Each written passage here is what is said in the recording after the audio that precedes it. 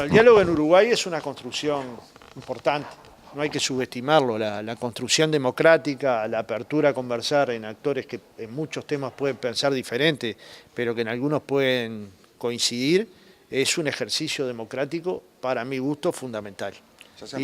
Y lo hemos hecho con todos, ¿verdad? Por esta casa han pasado todos los presidentes postdictadura, por esta casa han pasado los candidatos a presidente de todos los partidos, a todos se los ha atendido respetuosamente, se han planteado las diferencias, entonces este es un punto que para mi gusto es cardinal. Después el punto elegido por el senador Larrañaga es un punto que es el número 1 de la agenda del movimiento sindical, que es el trabajo del futuro, pero también el trabajo del presente, porque no hay que partir de la base que el trabajo del futuro ya no está instalado.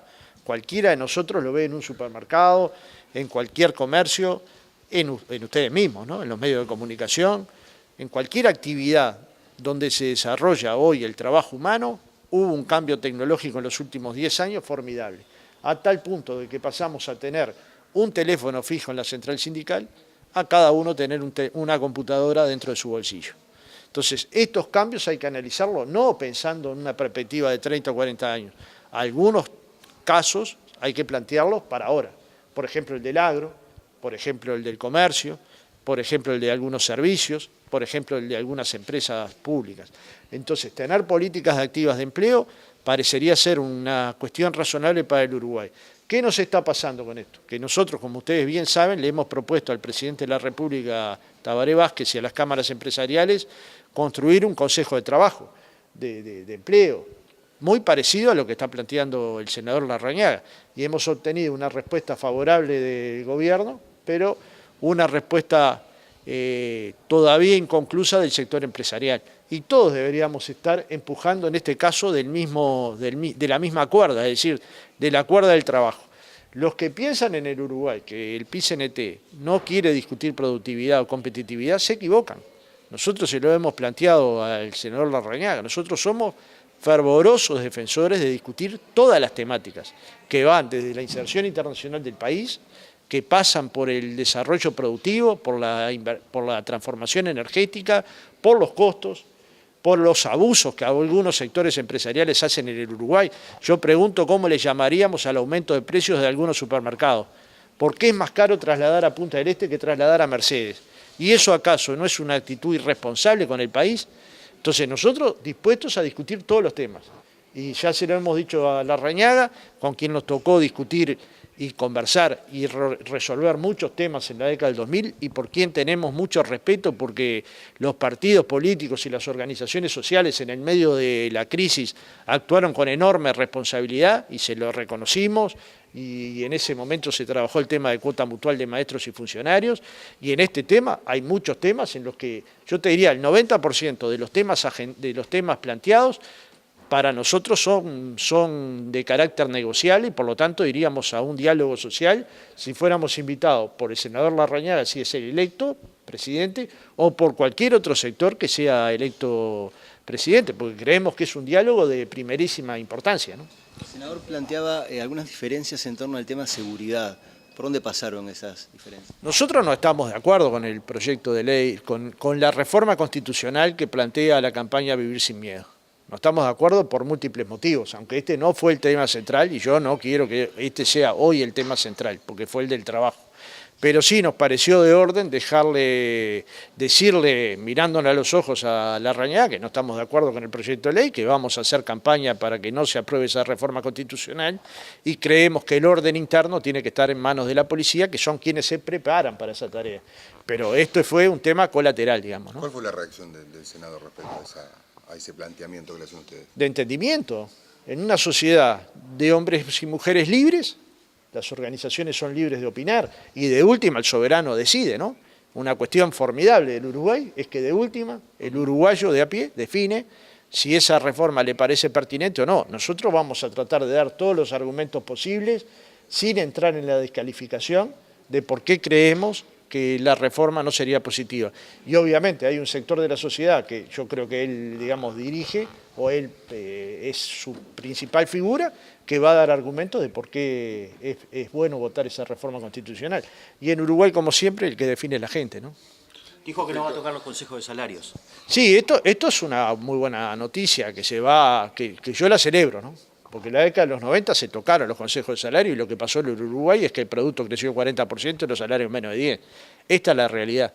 Y en este periodo hubo un crecimiento del país del entorno del 60% y un crecimiento salarial superior al 56%. O sea, fíjense la diferencia que hay entre tener negociación colectiva y no tenerla. Después de conversar con Larrañaga, ¿siente que Larrañaga forma parte de la derecha, como a veces se refieren ustedes? Yo nunca lo ubiqué en la derecha. Ni hoy, ni ayer, ni antes de ayer. No tengo ese concepto de Larrañaga. ¿El PIT-CNT ya recibió a Sanguinetti o recibe Larrañaga? ¿Va a seguir recibiendo precandidatos de todos los partidos? Todo aquel que lo pida va a ser bien recibido, todo aquel que lo pida se le va a dar la reunión lo antes posible, a todos se los va a tratar respetuosamente y a todos le vamos a decir lo que pensamos, que eso es lo que tiene que tener cualquier organización que se precie democrática. Para escucharnos los que pensamos idénticos, digamos, es muy fácil hacerlo. Escucharse con el que piensa diferente y buscar la razón del otro siempre es un ejercicio político importante y que habla de la amplitud del PIT-CNT. ¿Cree que esta instancia propuesta por el senador Larrañaga puede llegar a acercar partes, hablando justamente de ese diálogo sobre empleo y de esa postura negativa por parte de las cámaras empresariales? Bueno, fíjense, nosotros empezamos a negociar en una de las salidas internacionales con los presidentes de las cámaras empresariales un protocolo que hablaba de la prevención de conflictos. Se llegó un documento después de 3 meses de trabajo y lo rechazaron, tanto la Cámara de Industria como la de Comercio. Y nos siguen preguntando a nosotros sobre las ocupaciones, cuando la pregunta se la tendrían que hacer a quienes lo rechazaron. ¿Y por qué lo rechazaron? ¿Cuál es el fundamento? Entonces, en verdad, creemos que estas negociaciones pueden abrir otras negociaciones ulteriores que son importantes. Una claramente está vinculada a la inversión, a las compras públicas del Estado, al posicionamiento que el Estado uruguayo tiene que tener para promover empleo, a las políticas activas de empleo, a la formación profesional, a la educación, a la promoción de la carrera docente como una carrera importante, porque no olvidemos que esta revolución tecnológica nos va a exigir tener mayores niveles de educación formal, de formación profesional y de formación terciaria, y esto debe abrir los oídos de todo el mundo la necesidad de contar con más maestros y profesores. Si están egresando menos maestros y profesores que los cargos que se precisan cubrir, es que tenemos un problema de presente, pero sobre todo tenemos un problema de perspectiva. Entonces, de alguna manera, el funcionamiento de la educación pública formal, la formación profesional, la universidad tecnológica, el INEFOP, tienen que jugar un papel central en la construcción de un conocimiento que después va a ser parte de la formación integral, pero también ser parte de la formación que se requiere para los nuevos trabajos, para los nuevos empleos. Y esto tiene que estar colocado encima de la mesa. En cierta medida, el contador Enrique Iglesias, en un libro que lo llamó Reflexiones, habla de este tema, de qué va a pasar. Y uno de los temas que nosotros pensamos, igual que Enrique Iglesias, que la jornada laboral, más allá o más acá, va a tender a ser menor, producto de la base científico-tecnológico, y que una buena parte de los nuevos empleos se van a producir por la cultura, por el arte, por el teatro, por el cine, por la danza, por el ballet, por aquellos que hacen el teatro o el cine y por aquellos que se transforman en espectadores, pero de alguna manera el tiempo libre aprovechar para construir sociedades más profundas, más potentes, más formadas culturalmente, con más acceso a la cultura, al deporte, a la recreación.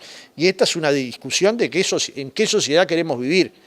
Nosotros queremos vivir en una sociedad donde la gente tenga cosas para hacer importantes. Y bueno, la cultura juega un papel determinante, ¿no?